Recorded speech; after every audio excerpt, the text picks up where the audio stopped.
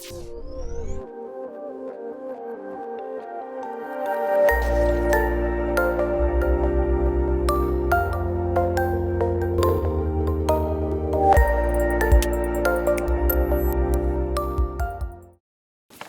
thank you all very much for coming, and a warm welcome on a reasonably miserable day here in Melbourne. It's not like this normally, Lorcan. It's normally blue skies every day in Melbourne.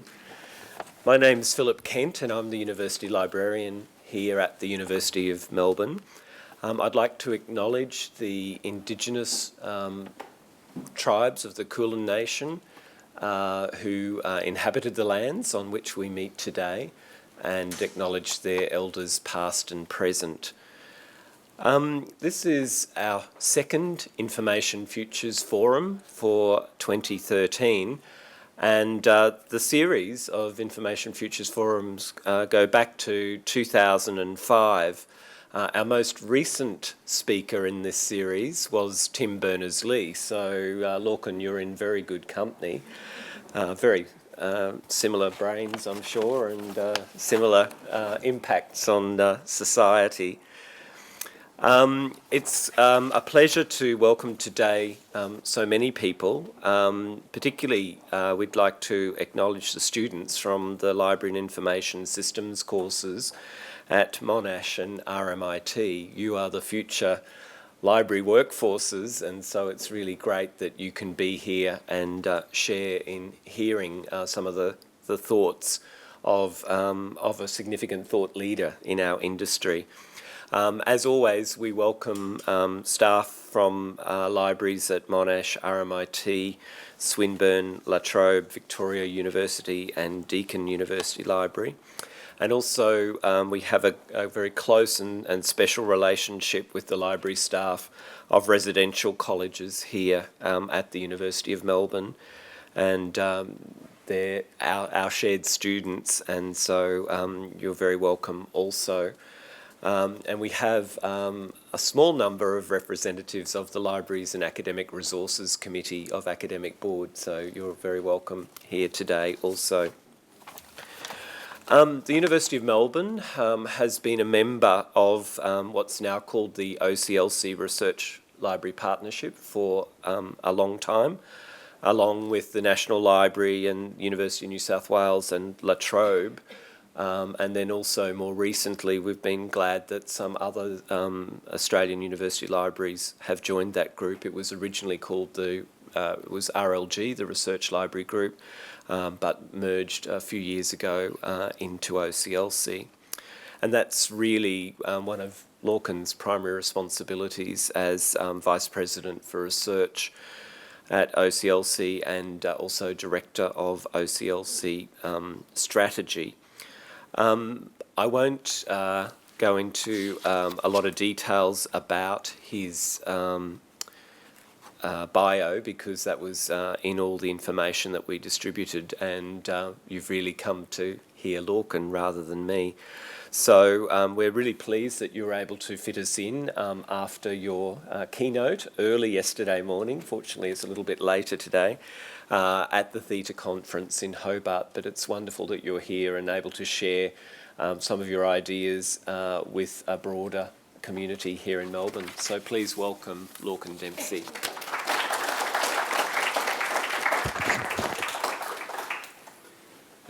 Thank you very much for that kind welcome. It'll be all downhill from there. I'm accused of giving the same presentation all the time.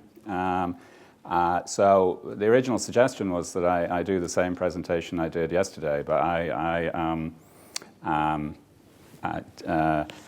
didn't think I could face that. So I've reverted to a more recent one, but as I say, I get accused of giving the same one all the time, so it's very similar. The other thing to note is my laptop here thinks it's 8:30 in the evening, and I have a little app on the laptop that, as night draws in, it sort of goes. The colours come down and a sort of glow comes over it. And you saw me there looking for it before we started. I couldn't find it, so it may sort of begin to mellow. Mellow a little bit, and of course I think it's 8:30 in the evening as well, so I'll be, I'm already mellow, so you'll see both of us fade slightly as we go on. So I'm going to talk about this topic or theme. I'm also distracted by, it's really nice having light, but I keep looking out the window. It's quite, I don't think I've ever done this before, have a presentation where I can see all these things out the window. Anyway, but yeah, it's very nice feeling. So I'm going to talk about this Inside Out library a little bit, which is a notion or a concept that's come up in a variety of places sort of at the same time. And I'll say a little bit about that. But really thinking that increasingly the library has to be visible and present in a lot of other places. Historically, the library brought things into itself and expected people to come to it. But increasingly, it pushes things out and it pushes its services out. But this inside-out library as a phrase has cropped up. It's been the theme of several conferences recently and is quite a nice way of describing something, I think. Now, Philip mentioned OCLC because it was coming to the University of Melbourne. I thought I would start, though, with a little some slides that show some aspects of the data that we have about University of Melbourne in the context of all of the data we have. So as you know, OCLC maintains a union catalogue. We're synchronized with Libraries Australia. We have quite a good view of Australian academic library data. But one of the interesting things is that we can put that in the context of thousands of libraries' data. So here are a few slides after this one about University of Melbourne's data. I put this up because of the inside-out element. I do think we're increasingly focused on impact, on output. And I think this is a very nice way of putting the, Sean Whalon, an Irish writer, who said, what's important about the library is the books that I write there, not the books that I read there, the books that come out. So that sort of goes with this idea that, focused on the impact of the library. So a little data prelude. Here is a sort of profile of the University of Melbourne catalogue data. And you'll see the colours sort of indicate the rarity or commonness of the items in the collection when compared to other libraries. So the sort of pinker, redder stuff on one end is more rare. Within the whole library system that we understand through our data,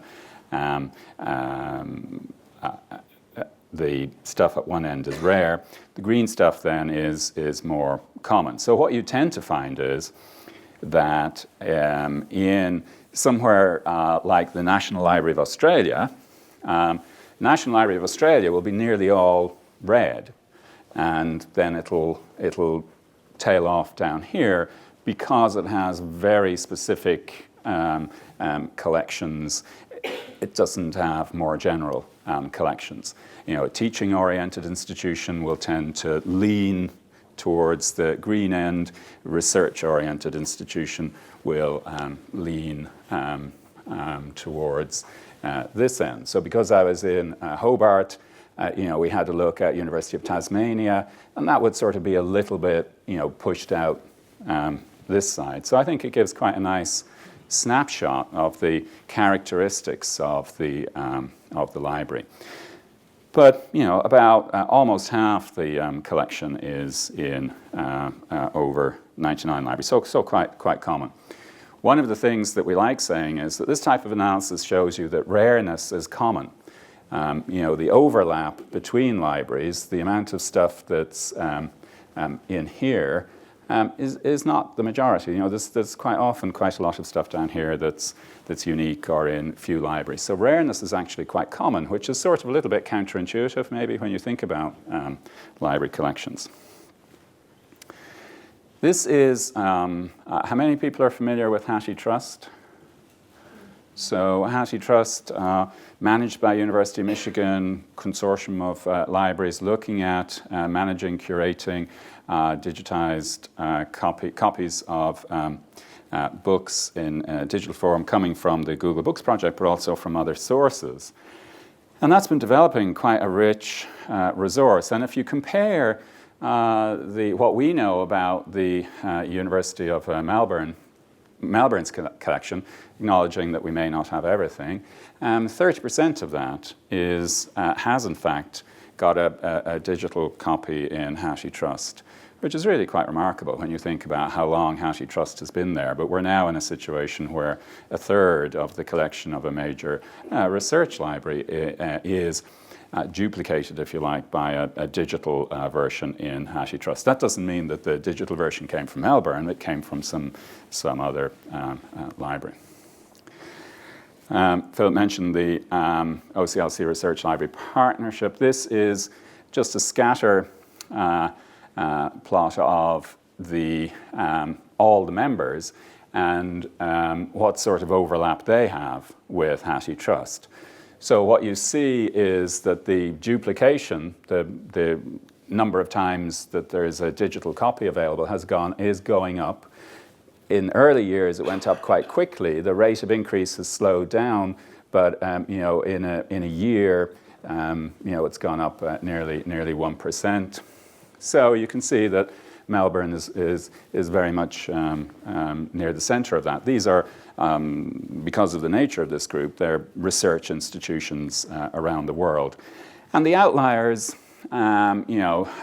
typically you can explain, people up here, University of Michigan, for example, will be quite high because it manages HowsheTrust and has a lot of its own digitized materials in there. Some of the very large research libraries, may have less. But one of the interesting things about this, apart from what this shows, is I think that increasingly we'll begin to want to think about our collections, our collective resources, the way we manage libraries, really based on more data about the disposition of collections and uses. This just is the same picture as the other one, but limited to those HowsheTrust collections. And as you'd expect, the more common material comes up higher because there's greater chance that will have been digitized. So, stuff that's very rare in Melbourne, or stuff that Melbourne holds that's rare within the system as a whole, you wouldn't expect to find in HowsheTrust. So, that confirms this. Now, another thing that we have done within the collection as a whole, so we within WorldCat we know about 2 billion holdings, 2 billion titles in libraries around the world. And what we've done is we've said, okay, wouldn't it be interesting? We'll look at all the subject headings, and then we'll see what libraries hold items with those subject headings. And then we'll see which libraries hold the most items about those subject headings. And then if you pull out the subject headings for which a particular library is top, it gives you sort of a snapshot of what's distinctive in some way about that collection. Now, it was quite interesting. Yesterday, University of Tasmania, what came to the top were things about, what was actually at top was it had the second most items with the subject heading spiny lobsters. And then it had a variety of other marine items and ocean science items, which is not surprising. Now, I don't know what your reaction to sanitation is. Melbourne, a very clean place. but for whatever, and I think what we found with this is sometimes it's very clear that the library, the institution has a research interest in an area. Other times it appears a little bit random or we're puzzled. So I'm sure if you dug into it, you'd see why sanitation is there. University of Melbourne, obviously, clarinet, saxophone. Don't know. Percy Granger. John Dee is I don't know. Is there? So what you can see is, this one maybe is maybe reflecting a diversity within Melbourne. This one throws up a less focused or concentrated view, say, than the Tasmania one, which did have that marine science, ocean view. Now, there is certainly a music and music education theme here, and medicine and public health theme. Now, we've only done this recently, so we're still sort of wondering what type of implications it has. If you think about people, we've looked at the database and we've pulled together all the information that we have about particular people. And if you look across the whole data, people, identities, corporate bodies, people, so on, persons and organizations. These are the ones where Melbourne is highest. The numbers on the side, the one means that within WorldCat, Melbourne has the most items with the subject heading Great Britain Local Government Board, for whatever reason. Maybe it's something to do with sanitation. University of Melbourne, not surprising. Percy Granger, is there a big Percy Granger? Yeah. Video classroom, Golden Cockerel Press, Marcel Mule. Who is Marcel Mule? You'll have to go and find out. The Golden Cockerel Press, we have, I think, almost a complete holding of Okay. those special books. Mm-hmm. Umbrella Entertainment Company, Robin Williams, Patricia Edgar. So, as I say, we've just begun doing this, and we're not really sure what it tells. But I think it's indicative, symptomatic of this that we're really generally thinking we have to make data work harder, make data tell us more.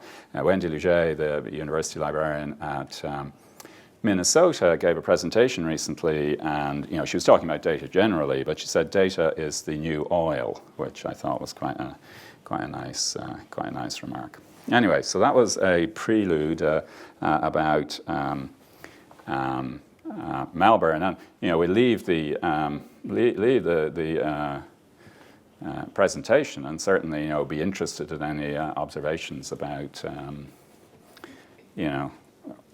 what it says or doesn't say about University of Melbourne collections. But yeah, it's something we're wondering whether it bears further investigation. Okay, so I want to say a little bit about the network and scale. Etsy is a service I quite like. When we talk about the network, we tend to talk about Google and Amazon and so on. But there are a variety of services that are hubs, important hubs. Etsy is one. How many people would be familiar with Etsy? Is there an Australian Etsy? It's got various country manifestations. I don't know. Is there an Australian Etsy? There is. So Etsy is a marketplace, a venue for small business people who make things. And I think it's organized quite nicely because it's got a very strong focus on trying to make those people successful and on community. But also, it organizes craft fairs and physical events that go at this. It tries to create community. But also, it has some of the characteristics of the large network hubs that we're familiar with that organize so much of our network lives. The way Etsy describes itself, they want to build relationships in a marketplace that reconnects producers and consumers. So a large part of what they want to do is to make a personal connection or a network connection between you as a potential buyer and a maker, somebody who produces things.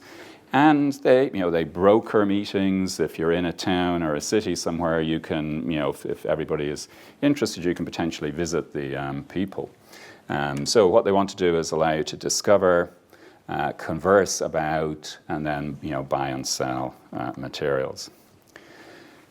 And the way they describe themselves is they want to join the movement rebuilding human-scale economies around the world. So they want to make people who want to make a living by making things, they want to bring them to a wide audience. And they want people who are buying things to be able to have that connection with the people selling. Now, although they say it's human scale, really, they're doing this in a very web scale way. They're creating a gravitational hub on the network. They're creating a place on the network that aggregates a lot of demand because lots of people know about it and they come to it. And it has the power to convene a lot of people. On the other side, because it has the power to convene a lot of people, it's attractive to makers, to business people to be there to sell their material. So it has some of the characteristics of those large network venues. And it also has what we've come to call a platform. It offers APIs that allows other people to build applications on top of it, to amplify it, to extend it into other areas. And this type of amplification or movement is now, again, quite common, where we, if you think about Google, Amazon, BBC, they no longer just have a single presence on the web. They don't say, here's our website, come to our website. This, I think, is quite a nice picture that shows how Amazon, for example, Amazon wants, well, they want to be your friend. They want you to love them. They want to share you with suggestion. But they also want to be wherever you are. They want, if you have an Android phone, they want to be there. If you have an iPad, they want to be there. If you have an Xbox, they want to be there. They want to be where you are. They don't want you to have to come necessarily to them. So they're building this environment, this rich set of related services on the network so that they can reach into your behavior. At the same time, of course, as they collect what you do. I tend to switch off the alerts I get from various services. I leave on my Amazon ones because they're startlingly good, actually. I quite often get a recommendation for Amazon for something that I've just bought. Not from Amazon. They don't. They really aren't. Now, clearly this has a variety of issues around this, but nevertheless, what Amazon is doing is creating this network of touch points, a rich ecosystem. They want to be where you are. They're collecting all this data about you, and you will have seen that Goodreads, the social reading site, was just bought by Amazon. A lot of speculation about what their motivation was. Part of it is that they want the reviews, high quality reviews, but also they're learning more about our behaviors, about what we do, about what we like and what we don't like. My children won't now look at anything without recommendations or ratings. You're in a physical shop, and they expect to see recommendations on the label, or they will look up something online. My son, when he went to high school, joined Goodreads because he couldn't imagine getting a book and not knowing what people had rated it. It's like the movies or the films. He wants to look at a movie, he'll look on Rotten Tomatoes or on IMDb. He gets a book at school, he looks on Goodreads to see what it is. A site without recommendations or without ratings is like black and white television. And they don't watch black and white television. So we're in this network environment where we have large network hubs, And they go hand in hand with the personal. Amazon, massive web-scale presence, but it also wants to have an intimate relationship with you. It wants to know everything that you want. But at the same time, if you think about Flickr, if you think about iTunes, if you think about Goodreads, they want to offer you facilities that you can create your personal collection in the context of a global collection. And as a result of that they can give you recommendations, that you can understand more of the context of your interests and so on. And again, I mean, another good example, Mendeley, of course, has just been bought by Elsevier. And again, what Mendeley does is it knows about all of these researchers. It knows what they're interested in. It knows what they do. And that type of understanding or knowledge clearly very important. In this environment, what tends to happen because of the network effects, because the more people who participate, the better it is, the big get bigger, the rich get richer. So our network world is very diverse, very mixed up, but at the same time, we do have Google, Amazon, Facebook. They've got massive aggregation of data, of knowledge that makes them very attractive, literally attractive. They pull you in. They've got that gravitational pull. And they assemble all these people, all these networks, and they use that data to drive engagement with people. They have the analytics data, they have social data. They want to drive engagement, data-driven engagement. They want to know about you so that they can. Now, quite often it doesn't work really very well.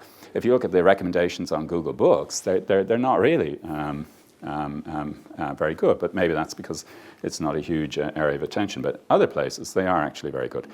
And they typically offer a platform. They want other people to build on their services. So our network environment, characterized increasingly by these big services in this way. Now, we do lots of other things, but we very often come back to these services.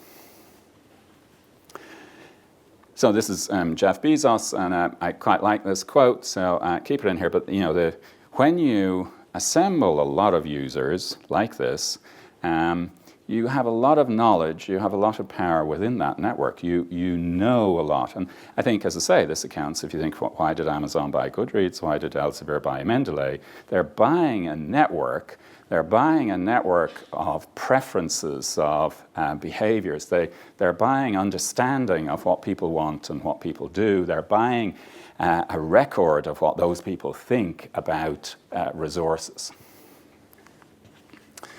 So if you think about all of that and then think about our network environment and about libraries, so what has changed? So what's changed in our network environment is resources are now resources are abundant. We've got this network environment full of possibility, full of opportunity, and attention is scarce. We don't have a lot of time to spend looking at these things. Whereas once upon a time, resources were scarce. If you wanted a particular report, a particular book, a particular piece of music, you had to go to a specialist shop. You had to go to the library. There weren't very many places because things were distributed to outlets, and you had to go to one of those outlets. And you recognize that, yes, that's where this is available. I have to spend the time to get there. So that's a very important shift, and what that means is we can see this readily, of course, in behaviors. That convenience now trumps quality. What people want is convenience because resources are abundant. They're not going to spend the time to get to the best thing or to navigate, our wonderful websites or look at this help screen. They want just to get to stuff quickly. And they occupy this really very full world. I mean, here are just a few sort of network level, non-library resources that people use for various things. You've got emerging research networks, you've got sort of expertise networks, you've got the subject-based preprint, report, document networks, you've got social reading sites, you've got a whole world full of information management, discovery types of things. The second thing that's changed is that the need for local infrastructure, a local assembly of materials, has declined. And in some ways, though, that was the rationale initially for the type of library that grew up, because in a print world, you have to distribute stuff to be local to the user. So you distribute things, and the library assembles those things close to the user. And, we tended to think that the biggest libraries were the best libraries because they were the ones that gave the local user the most choice because they'd assemble things locally. Now, of course, and this led to quite a lot of redundancy, because you wanted to reduce the effort people had to. You want to make it convenient for your researchers, so you put stuff close to them. That led to multiple individual libraries, to multiple assembled libraries. But going back to the previous case, the current environment is not one like this. The current environment is people gravitate to big things on the network. Third thing, the library, many of the library operations, though, still revolve around the management of that locally assembled set of materials, while many behaviors are moving to these big things on the network. Many users, researchers, students operate at network scale. They operate with services and resources on the network. This is a report that was produced last year, I think, by the Open University in the UK, and I just thought, it has a lot of information. It's quite interesting. It's presented as a handbook, so it has a lot of information about emerging sort of research networks, social networks that researchers use. But one of the interesting things they said was that younger researchers especially prefer to adopt open source and social media technologies that are available in the public domain rather than institutional license-based applications. First, because they have a sort of social dimension, a network dimension. But second, because they're at the network level, they're not bound by the institution. So if they move institution, they don't have to pull all their stuff out of the institutional resource and put it all back into some other institutional resource. So if you have your stuff on LinkedIn or in ResearchGate or whatever, you don't have to redo your whole LinkedIn thing when you move institutions. You've got it there, you manage it, you do it yourself. And this is obviously one of the big issues for sort of institutional-based expertise systems and so on, or other things, that there's a tension between managing your own profile and having the institution, because you potentially outlive institutions. This is slightly old now, but I thought it was really quite indicative of a way of thinking. This was Sergey Brin wrote an op-ed piece in the New York Times several years ago when the Google Books discussion was at its height.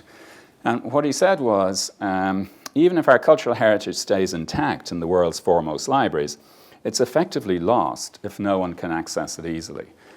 So what he's saying is, okay, you libraries have all this stuff, but it's lost because you libraries have all this stuff. It's not on the network. It's not where people are. It's not.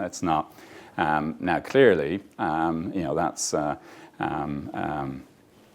comment we would want to resist. But I thought it was interesting that this statement was made, that for materials to be accessible and available, they had to come up and be available on the network, that they were effectively hidden or lost in libraries. Another thing that has changed is when you locally assemble materials, and if you're doing your assignment or if you're doing research, you had to go to the library. So then the user's workflow was built around library services, because if you wanted to do your literature search, you had to turn up, look through the printed volumes or do whatever, or you had to go to the licensed library resource. Now that we have this network with lots of things in it, there are many options. It means that increasingly library services have to be built around the user's workflow. You can't expect people's workflows to accommodate themselves to you. You have to begin to think about, how do I accommodate myself to those workflows? So a simple example, if everybody is using Google Scholar, you want to make sure that your resolver is configured in Google Scholar. You don't want to say, okay, we know you're using Google Scholar, but you find something there, well then it's time to turn off there and come over here and look for it again in the library. You want to configure your resolver in Google Scholar so they come into you straight away. And we're seeing more and more examples like that. You want somebody who uses Mendeley to be able to configure a resolver in Mendeley. You don't want them to have to, because if that connection isn't there, they're not going to jump the gap themselves. And this is what I put up earlier. If you have people using all of these services, in a sense, the library services begin to peel away from their own collections. Because if people are using these, well, should the library be advising them on how to use them well? Should the library be connected to them in some way? Is your resolver configured for Google Scholar? If somebody is using Google Books, can they come through to your books either through WorldCat or through Trove, whatever way? And increasingly, we'll want to have usage data. Should you be advising faculty about, rather than saying we'll build you an institution profile, should you be advising them about, well, maybe you should have a profile in ResearchGate, maybe you should have a profile in Mendeley. If you want your publications to be visible, we can put them in the repository. Should you have them in ResearchGate? Should you be advising people on these things rather than only saying, here's our service which you should be using? So those types of things sort of lead you to think about the inside-out library, the library as an actor in the research and learning environments of its users. Not the library as something to which they must come, but a library as an actor in the research and learning environments of its users. And what I'm going to do is quickly just talk about 2, 3, 4, 5, 6. And now that you've read them, here's number 2. So in the early 2000s, maybe late 90s, we had a big focus on developing unified, holistic website, library website. Have everything available in the website, and we still need to do that, and we still want to do that, and it's still quite important. But I think the last couple of years we've seen this idea of a much more decentered network presence. And decentered because of what I said earlier. Users aren't centering their attention on the library, so what does that mean in practice? So this is a decentered Amazon network presence. Amazon doesn't say everybody's going to come to our website. Amazon says we need to be where people are centering their behavior, their workflow. So this is a UK research library, a real one. I've just taken the name off. And mind you, John Doe featured in the University of Melbourne list. Oh, was it? Oh, well, so much for that. Who was it? John Dee. Oh, John Dee, okay.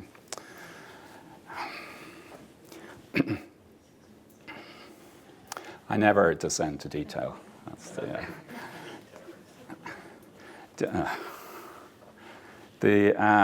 so if you think about a university library, the network presence, and as I say, this is the basis of some work. We've done some work with 2 libraries looking at where their network, how they're manifest on the network.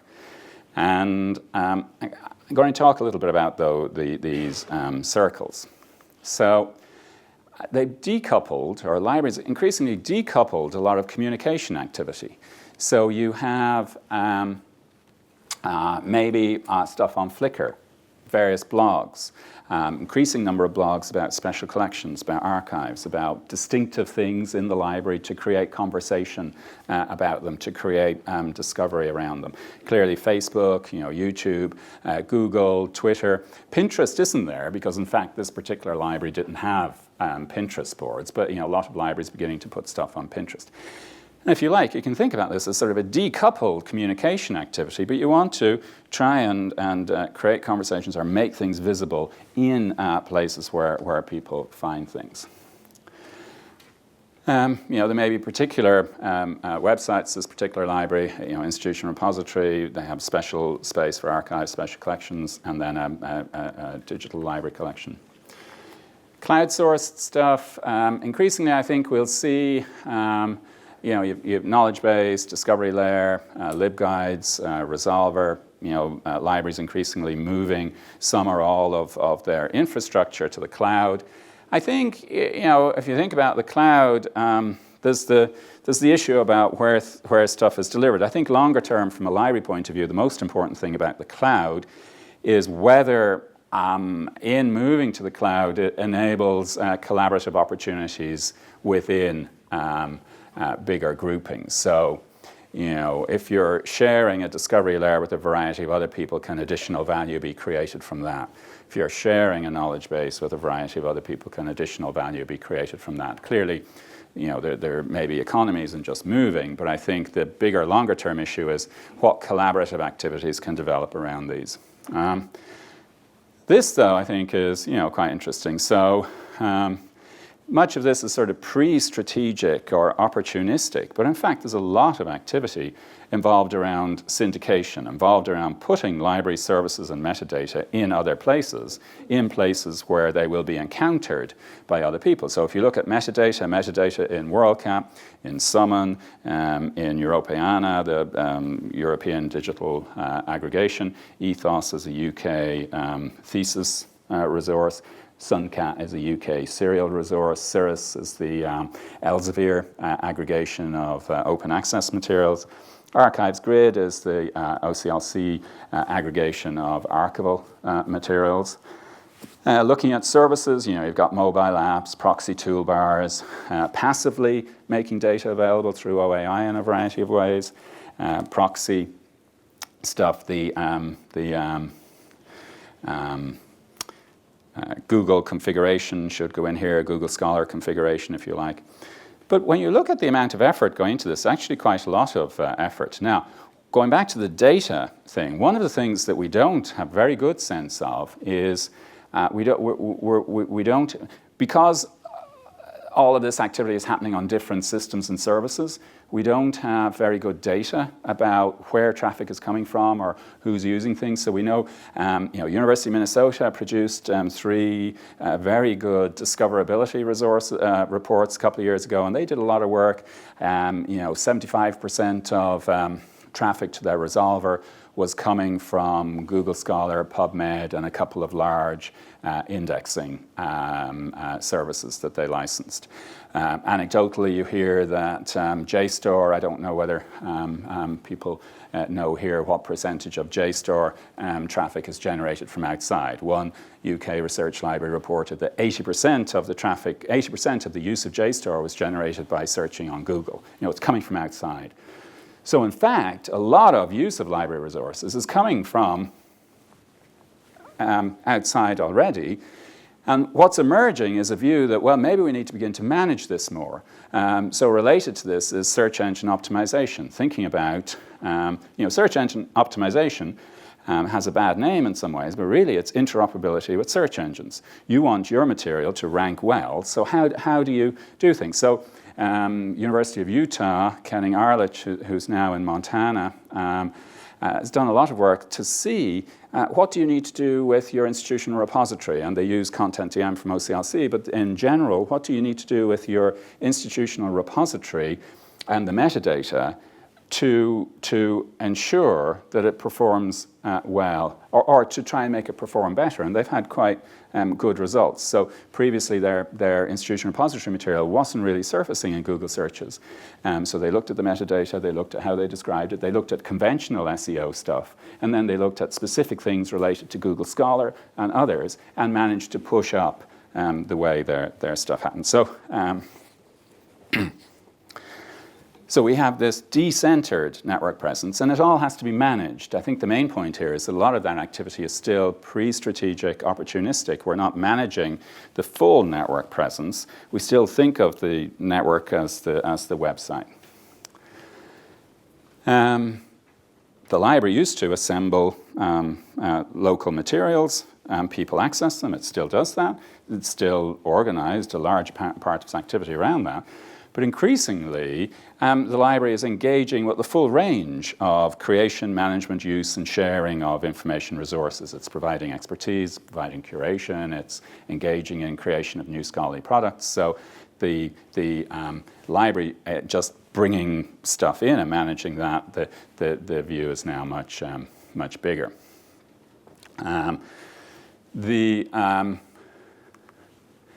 We tend to use this picture to talk about information resources quite a bit. The idea is it's a grid with a stewardship axis or a scarcity axis on the top. Things that tend to be stewarded tend to be scarce, and uniqueness down one side. Now, I know that some of you are currently sitting there thinking that unique is a binary thing. You know, something is unique or not unique, but you know, we'll have stuff that's more or less unique, and unique-ish. We'll have unique-ish, you know, as it moves down.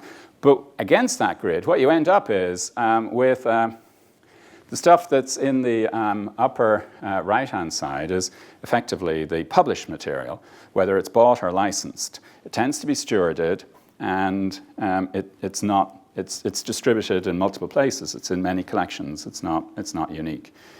Special collections tend to be in the bottom corner, left-hand corner as you look at it. And that's because they're not in many collections by definition, if you like, but they are stewarded. And then what you have in this corner is really the exploding research and learning materials, institutional materials, you know, e-prints, tech reports, learning objects, courseware, the whole range of materials that we're now becoming very familiar with, which are the products of research and learning, and to which much more attention is turning.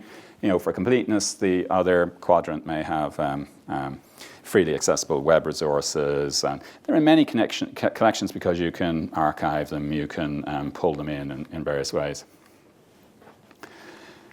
So this gives you, you know, purchase materials, license materials, so the conventionally published materials up there in that corner, special collections, new research and learning materials, and open web resources.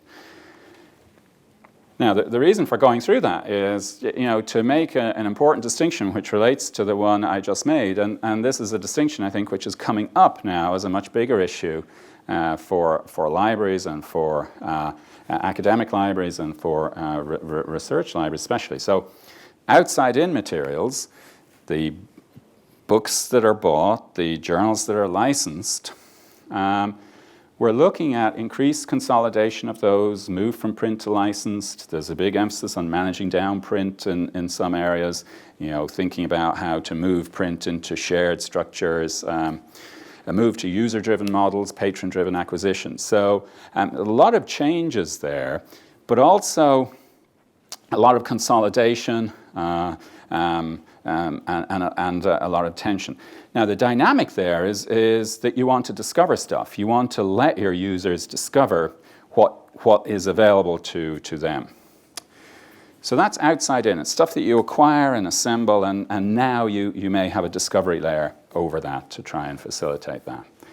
Inside out is where the the thrust is slightly different. You want to have things discovered. You want to disclose them to the world.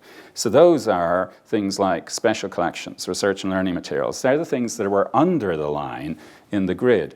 I put reputation management there because increasingly we do have this interest in faculty expertise, faculty publications, e-prints. It's all part of that emerging discussion about reputation, about assessment, and so on. And this is increasingly important, pushing stuff out, making stuff visible, making stuff discoverable, and it's a very different dynamic to the other coming in. And again, I think we haven't quite pull this out as a service category or focused attention on it, but it's coming in a variety of different ways. So this inside-out dimension will be more important over coming years. And they will involve growing engagement, because if you think about the research data, discussion, scholarly communication, all the sort of live issues, or many of the live issues, involve thinking about new forms of scholarly communication, access to materials, emerging as an important category. I put this up because I think it's quite nice. This is from a liberal arts college in Portland, Oregon. And they are working with a department in the institution to create a resource around ceramics, contemporary ceramics. Now, it's interesting for a few reasons. One, it's a collaboration between the library and an academic department. Another is they're putting all the images on Flickr because they want to benefit from the social network on Flickr, the exposure, so they want to push it out into the network. And then they're putting their own, layer on that. And then they're working internally to make it, useful as a research community learning resource. But it's sort of indicative of this, engagement with information in a different way, engagement with faculty people in a different way about creating information resources, and then thinking about how that can be best put on the network, how that can be best visible, how that can be best used, and going with a sort of different approach that we'll manage this on Flickr, not because we just want to get it out, but because we want to benefit from the social network that Flickr gives us, the exposure, those types of things. So then discovery happened in the library. You came to the library, you searched in the catalogue. You came to the library, you searched for articles. Now discovery happens elsewhere. As I said earlier, much of the discovery that people do happens in Google Scholar, in Mendeley, in Google. So you have to connect your stuff to there. Several people will be familiar with this. The Ithaca reports on faculty usage of information resources. They've just published, I think, another one in the most recent one, the last couple of days. And one of their findings is that faculty discovery practices across all disciplines have continued their marked shift to the network level. So what they mean is they're not using institution-specific resources. They're using Google Scholar. They're using Google Books. They're using, Archive. And as a result, they're reducing their usage of local library services for discovery purposes. But they still want to use the library for fulfillment to get the material. So in this context, what does this mean for the library? So it means, to go back to the decentered library presence, that need to think about how to connect library resources with the places where people are doing their discovery. And this may mean interpretation, promotion through social media so that people find things, putting links in Wikipedia, although they have to be sensible and appropriate links or they'll be rolled back. Syndication, as I discussed, putting metadata in appropriate places. University of Minnesota did this work and they said, here are the areas where we have institutional resources that are quite important. Where are the places we should put metadata about these? What are the sets of resources? We want metadata in WorldCat, we want metadata here, we want metadata in our discovery library. What other places do we want metadata in? And then, search engine optimization. So I think this will be, as I've said now a couple of times, an area of attention. And, as I said, you have growing number, I think, of blogs, discussion around special collections.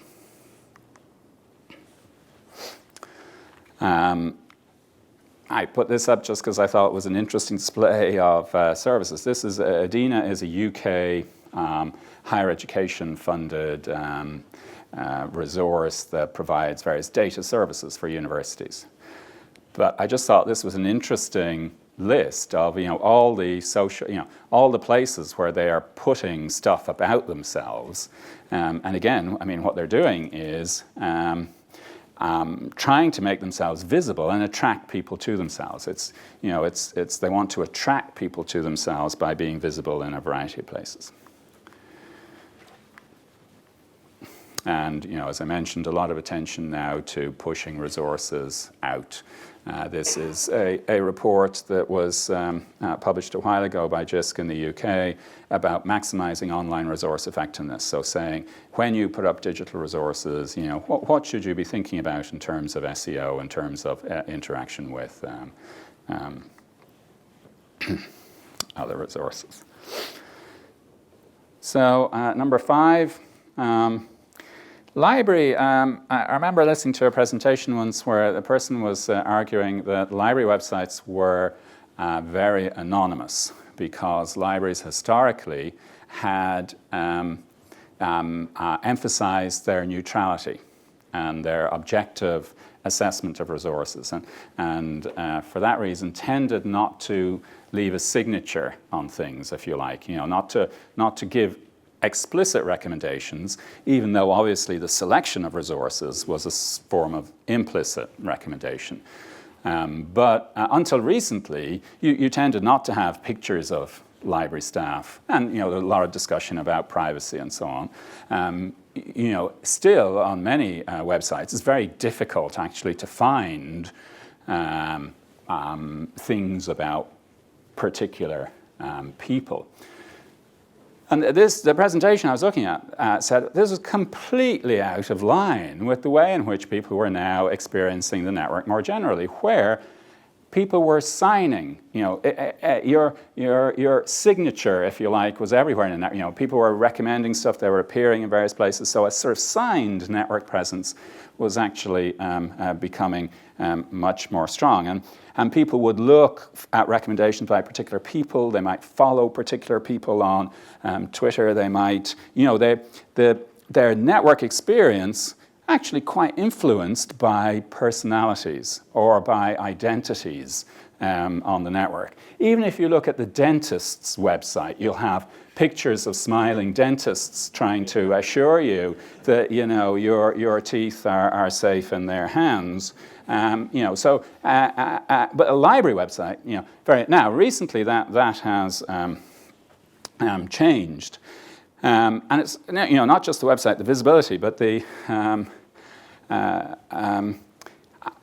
quote. I mean it's very clear from a number of ways, that from the point of view of being on committees, being seen. But if you want to be seen as expert, then your expertise has to be seen. So greater engagement, greater visibility, more generally, not just on the website.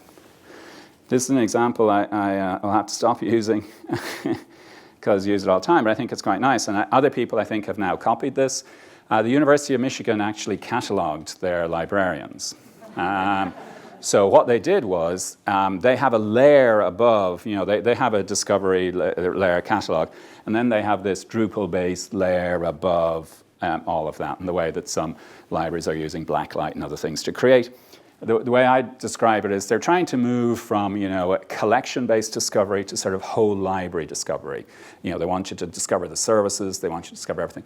But as part of that, they have related the librarians to, they have a list of subjects or topics, so they are included in the index and search. So if you search for a topic at the high-level Michigan site, it will bring you back relevant subject expertise. It will bring you back people as well as resources.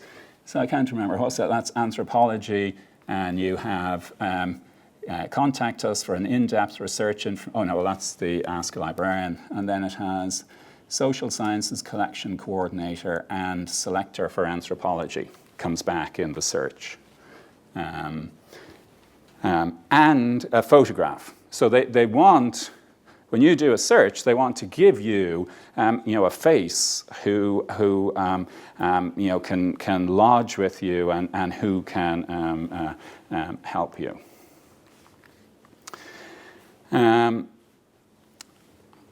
Space was effectively infrastructure. You assemble collections, so you need the space to put the collections in and to allow people to interact with the collections. So library space, was infrastructure to house collections. As the collections begin to move elsewhere, big opportunity costs now involved here. And what we're seeing is, space increasingly is configured around engagement with the user. It's configured around experiences, configured around expertise, exhibition. So rather than being configured around the collection, beginning to think about how to configure space around engagement. And that can take several forms. This is a library just been opened at North Carolina State University. Very elaborate. I haven't seen it, but they have coffee. I thought the robot alley. I don't know how popular that will be. They have a automated storage retrieval system. Robot alley. Watch the book bot in action through a glass wall as 4 robots dart up and down enormous aisles to pinpoint and retrieve materials. I was looking at the UTS website, at 3 o'clock this morning or something when I was not sleeping, and on one page you come to I can't remember the exact words. The future, I'll have to ask Andrew to look up the actual tweet. The future, belongs to humans or something, and robots, because of the automated storage and retrieval. But you look at the other things that they have. So emerging issues commons, interactive exhibits created by the Institute for Emerging Issues, focusing on current challenges. So they're engaging with an academic department on the campus to create a venue for interaction.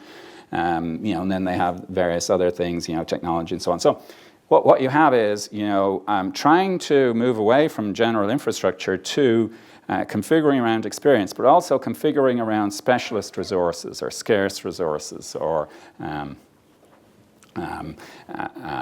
things that make good use of the space. And they go on, visualization, immersive display, simulation, and virtual environments. So a variety of facilities and resources. Now, clearly this, I think this is going to become a much visited facility. They probably have staff already detailed for tours and so on, but the symptomatic of this move to configure space around experience rather than around collections. This is one of the reasons why, certainly in the US at the moment, big move to sort of think about how do we move print collections into shared facilities? How do we begin to manage down print locally or institutionally? Okay, so that brings me to the end of Inside Out, the variety of ways in which, or a variety of ways in which libraries are thinking about being visible, being present in workflows, moving into dispersed network environments, and you can think about many others which involve interacting with curriculum support, interacting with research activity around new grants and so on. But that was just a flavor from a more networky point of view of the variety of ways in which increasingly the library is interested in pushing itself out rather than imagining that people will come into it or materials will come into it. It needs to push materials out and get out into workflows. And I conclude with this quote, just because it's probably my favorite one about the purpose of the library. But the library is a place that has no agenda other than allowing people to invent their own agendas. And that depends, though, on it continue to be sort of relevant in their workflows, in their research lives, in their learning lives. So thank you.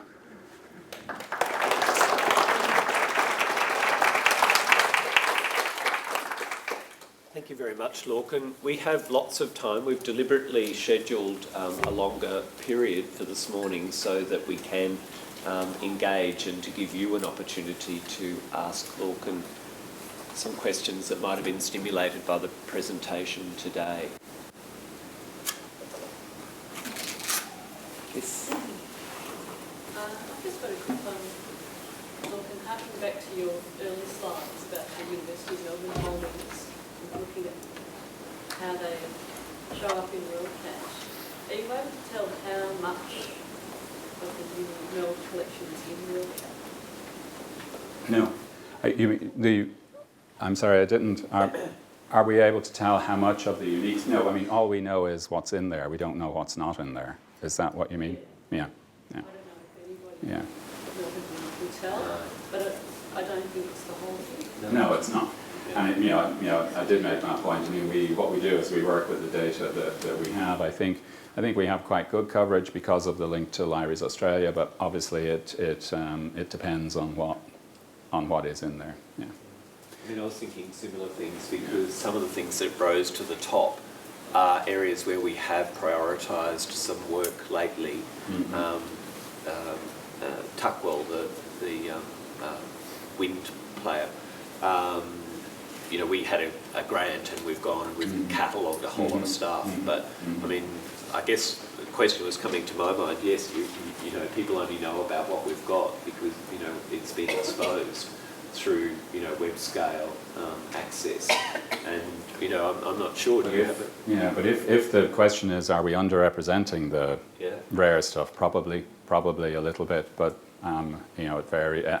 We're also underrepresenting other people's rare stuff, probably, and it's. Patrick, you might be able to contribute to this given your recent work. Well, I was just going to tell you about sanitation in the local government. Local government council, that collection there is a microfilm collection that we have of local government reports from Great Britain on health surveys that were done in local councils. And we must be the only place in the world that has put all the indexing records for those individual reports into our catalogue as well. Yeah. And I think we need to be careful. The data is showing us what the data is showing us. I mean, what it's doing is showing what is distinctive based on the full collection. That doesn't necessarily mean that it's very important to you. It means that there may be a historic reason that you have a very big collection somewhere. In an area that lots of other people don't have materials. So it emerges as distinctive in your collection, but it's not necessarily an area that you think is very important. Now, sanitation obviously is very important. Well, it's just that the reason why we have that is Yeah. that all those microfilm, microfiche collection has got sanitation as a subject. Mm-hmm. So, So I think what it shows, what it shows is, that many areas, that there's some distinction are in fact these wrinkles, if you like, that. Because it didn't really seem to expose. I suppose you could say medicine or whatever. It's a real strength here, and yet. But it's a real strength all around the world. Yeah. So. As I say, it's something we've only done in the last couple of months, and we're wondering whether it's interesting or useful, and part of that wondering is and that's why I was saying I'd be interested to hear any comments about the, I can send you the, so I think what struck me with the two was that the University of Tasmania one. You could immediately see, there was a cluster of things around marine science, ocean, I think there might have been some Antarctica stuff, and then there was maybe Tasmanian some Tasmanian-specific stuff. It was whereas the Melbourne one, well, we have this discussion about it. So, some stuff you could immediately see, and some stuff then you need to know the particular, the particular things around particular collections that you have that may or may not be very revealing. Let's go to Andrew next. Andrew Trelaw from the Australian National Data Service. So your talk was focusing a lot on the Inside Out library in terms of the collections it provides and the services it provides for patrons. I wonder if you could reflect a little bit on ways in which the Inside Out library might deliver expertise into the community it serves. I'm thinking particularly in the data context from where I work, but possibly more broadly than that.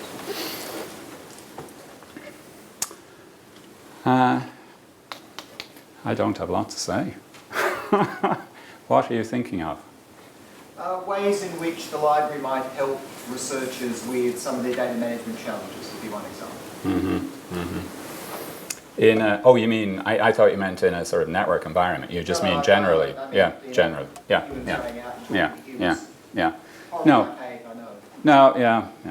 I think that is central. I mean, I think what we'll see is basically services increasingly will peel away from the outside-in collections and become. You'll still have obviously some activity devoted to those and making sure people find things, but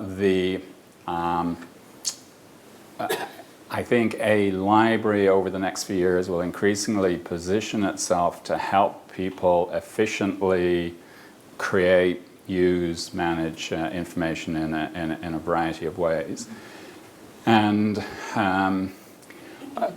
there was an example yesterday about special libraries and companies, and I think the point that was made was that special library quite often tends to think of the whole organization holistically and say, how do we create value by applying what we know about to improve the way the legal staff does things, and I think academic libraries increasingly will have to think more like that as well. It's not that we're managing this set of materials that people will come to, but if you think about the overall range of information resources that an institution needs to manage, that an institution needs to curate, that an institution needs to disclose more effectively than it does now, we need to be to help with that. And the nature of the involvement probably depend on local personalities and politics in terms of whether there's an active e-research thing here or a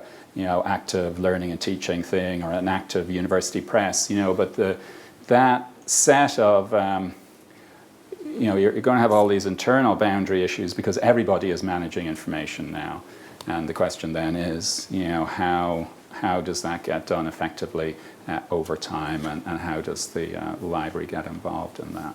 So I think the shift will be from thinking about managing the stuff that we get for people to managing all the stuff that the institution is interested in. And I think the examples you gave us too, where spotlighting librarians that are special, because there's lots of things that we really don't make because it's become such a web scale. There's not really anything that differentiates a librarian at this institution from that one. If it can be delivered to a much wider audience, but then what is so special about that particular librarian and what they can do to leverage the services of the university. I saw some more. Yes, please.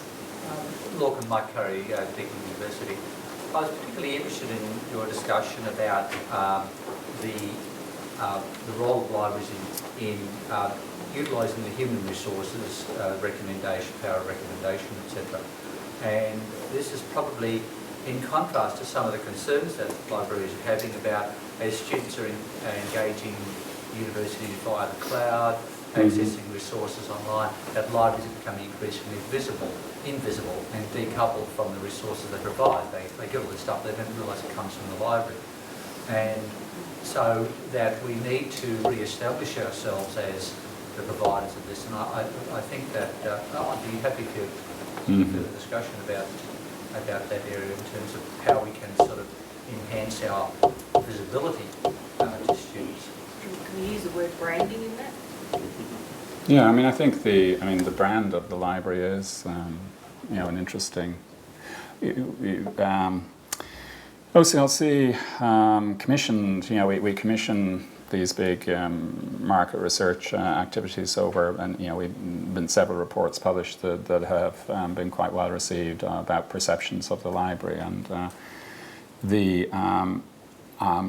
what we find overwhelmingly still is that the brand of the library is bound up with books, which in one way you might say is not a bad thing, but if books are not what's driving people's research behaviours and so on, it's not really a very good thing.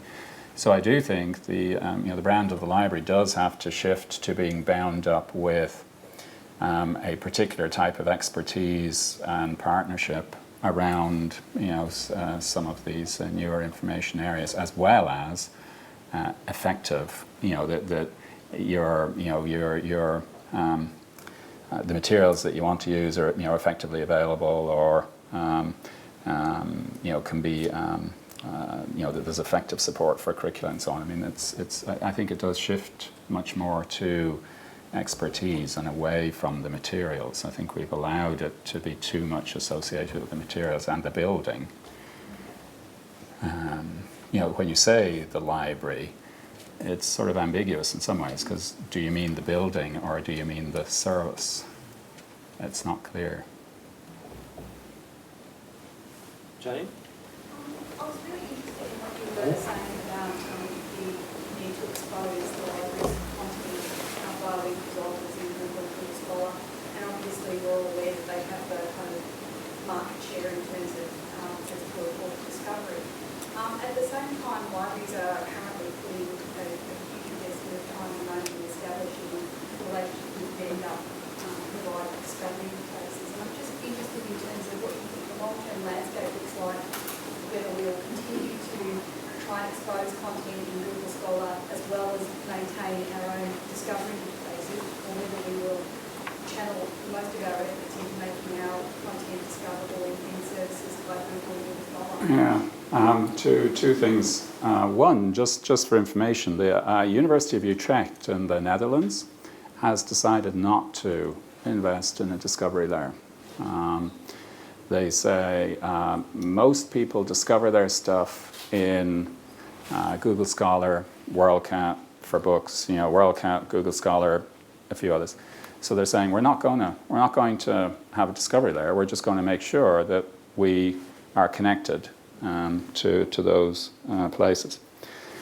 But then your question, I think, and it goes back to the decentered network presence maybe. I think we still maybe have a mental model of you come to the website and you find things and you have discovery layer.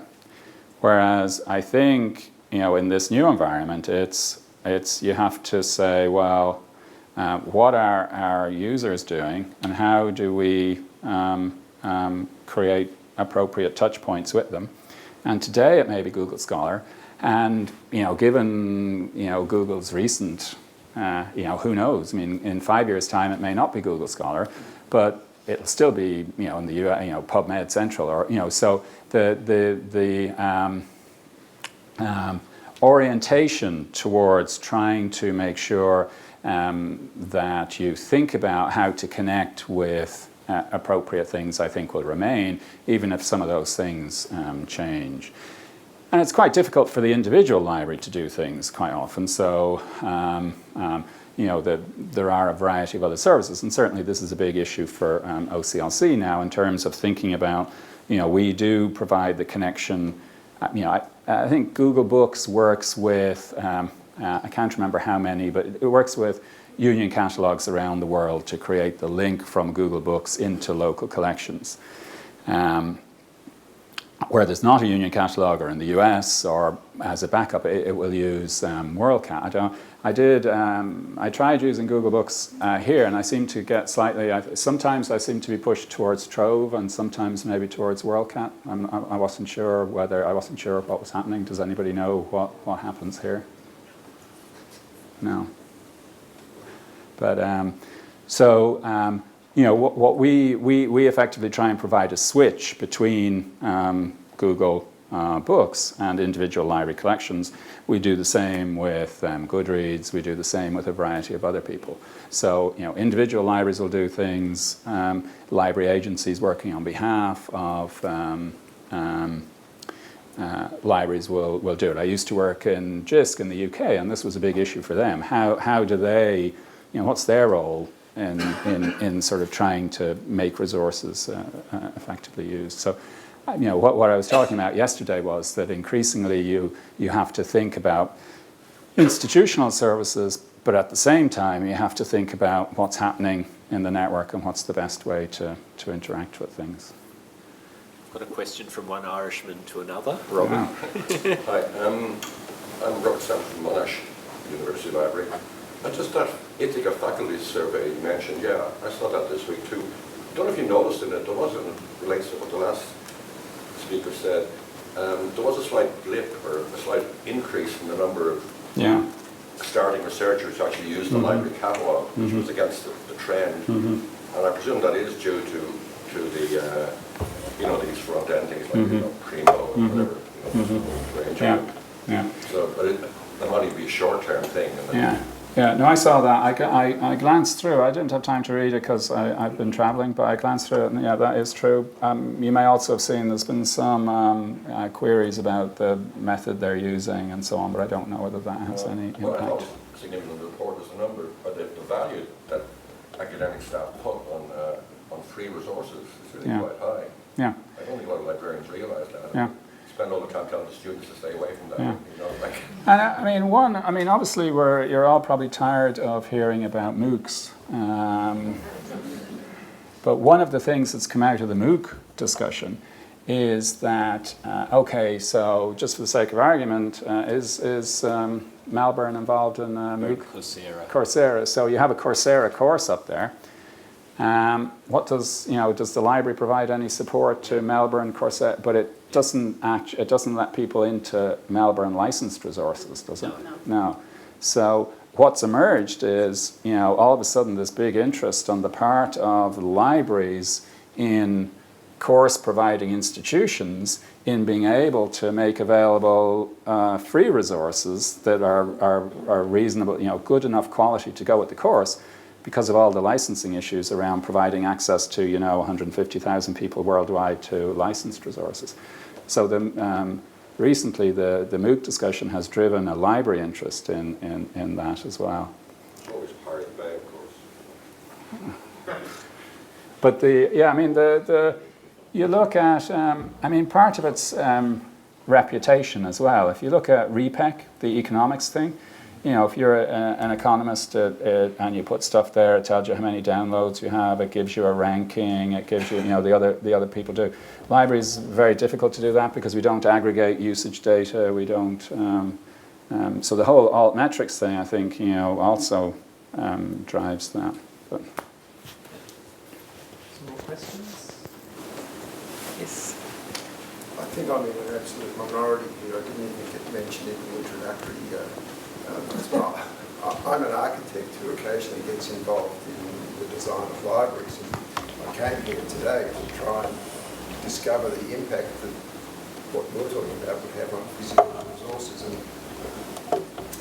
when I saw that example of the Carolina University, it just struck me as being a rearguard action to try and keep people coming to a physical place, with robots and exhibitions and things like that. And if as you were talking, not just any robots.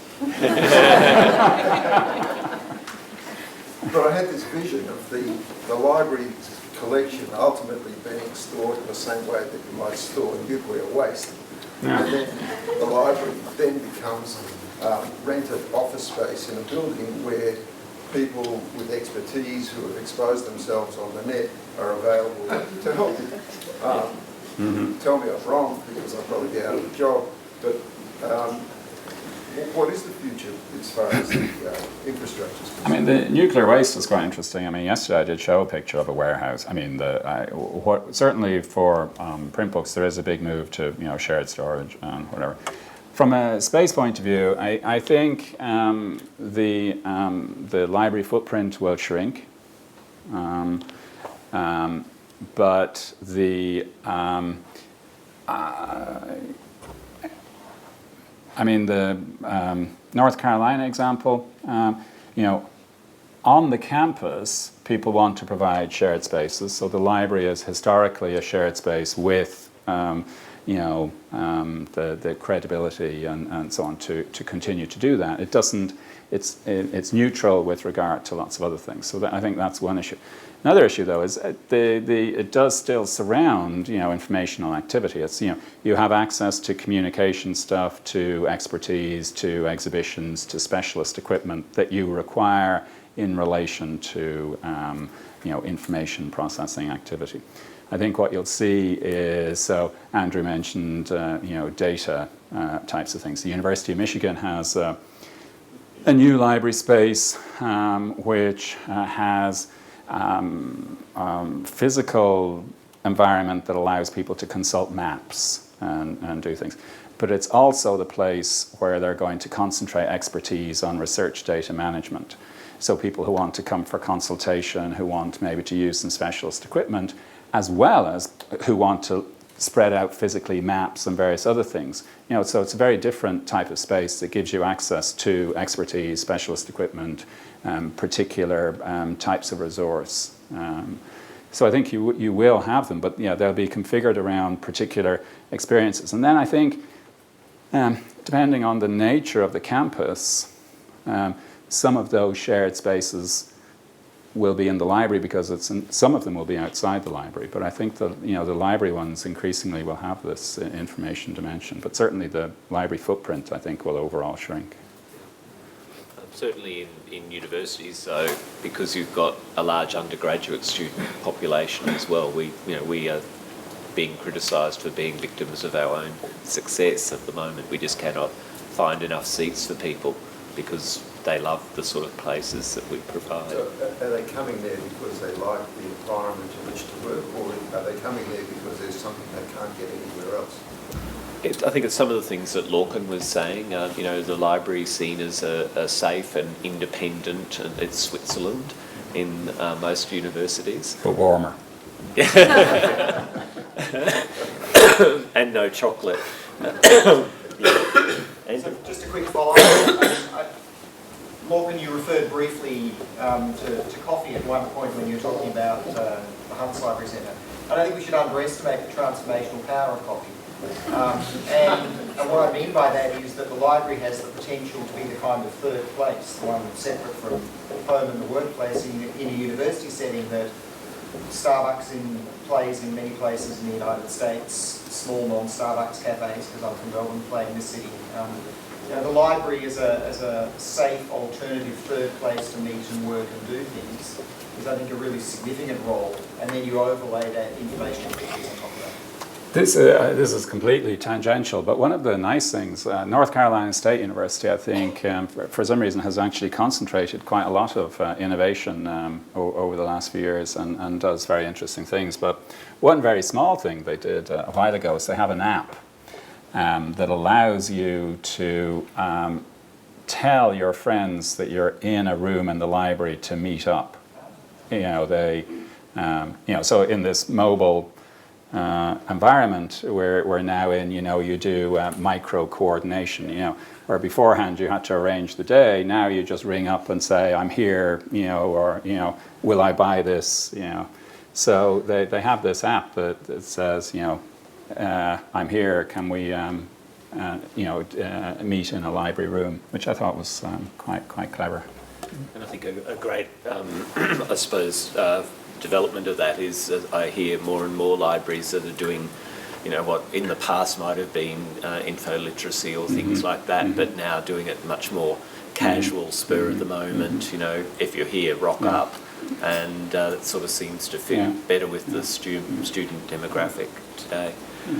It's come to 12 o'clock. The time has just flown, and yet, you know, there's been so many interesting aspects to talk about, and I think we could be here for the rest of the day. It's always a pleasure to listen to Lorcan talk. Fortunately, there are lots of video clips of him on the net, so you can go away and have a second or third dose of Lorcan later today. On behalf of us all, thank you very much for giving up time today. We have a very tiny gift from the University of Melbourne, so as not to make your bag too heavy going home. But please... I assume it's not a tie. No. And please join me in the usual way in thanking you all.